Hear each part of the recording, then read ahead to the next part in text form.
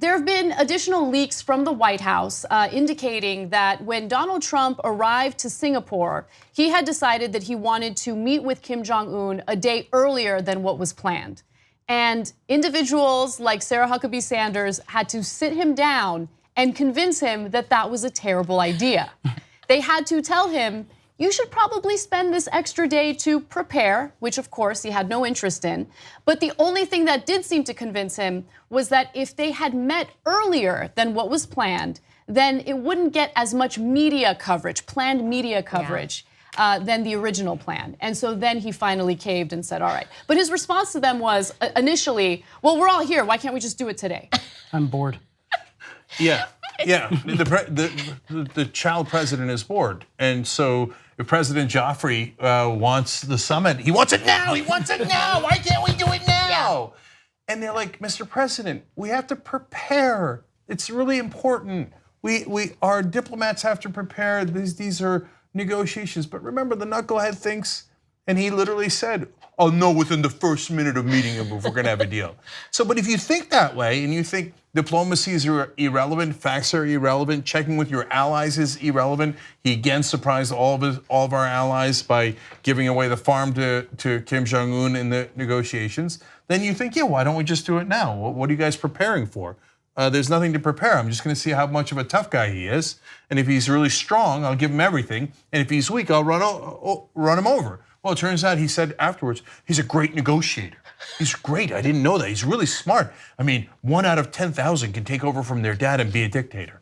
Well, no, 1 out of 1 can. Oh my God. Anyone would be a great negotiator if the person you're negotiating with concedes right away, right? I mean, and look, again, I know that there are going to be follow-up negotiations. At least that's what Mike Pompeo claims. That's what Donald Trump claims. But even so, Trump has publicly said on numerous occasions that he wants to stop the provocative war games. Now, you might dislike the provocative war games, and I hear you on that, but that is a bargaining chip that he has already given away. He has already given it away. And then after the conference, he gave away another bargaining chip. He's like, I want to take out all of our troops. No, knucklehead. That is the only thing that is bringing Kim Jong Un to any sort of table. And the fact that we signed this flimsy piece of paper that's super vague and is like, sure, the denuclearization of Korea sometime. What? And he's like, yeah, and we'll give you the war games and we'll probably give you some money and like no problem. And Kim Jong Un is like, I am the king, like I'm the bomb. Like I just got so much stuff and I signed some very vague piece of paper. So here is Trump's response to all this criticism because it's really bothering him. He wants us to give him a cookie. And so he's upset that he's getting the hate. There, meaning North Korea. They're doing so much for us. And now we're on our way to get denuclearization. And the agreement says there will be total denuclearization. Nobody wants to report that. So the only thing I did was I met. I got along with him great. We have great chemistry together. That's a good thing, not a bad thing. I met with Stalin. We had great chemistry. It was wonderful. We went on a Tinder date. He thought it was hot. So again, I want to be super clear about this. I'm glad they met. I want there to be peace negotiations. And I've said this a million times, whether it was Democratic president or Republican president, whether it's Iran or North Korea, you don't get to make peace deals with your friends, you make them with your enemies. So it began totally fine. And Anna and I said a million times on the show, we're glad he's doing it. Let's see what happens. But what they got out of it was not total denuclearization. No, Kim Jong Un said, sure, yeah, I'll do that eventually. That's when a smart person goes, oh, okay, great. How? When?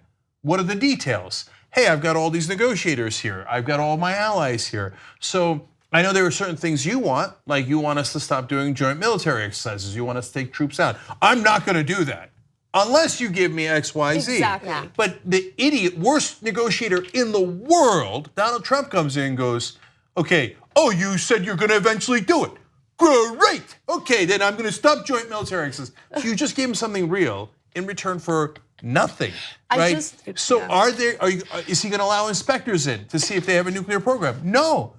Has he given us anything? No. And then the schmuck comes out and goes, we're going to take all of our troops out because I don't like them there anyway. God damn it, I want peace.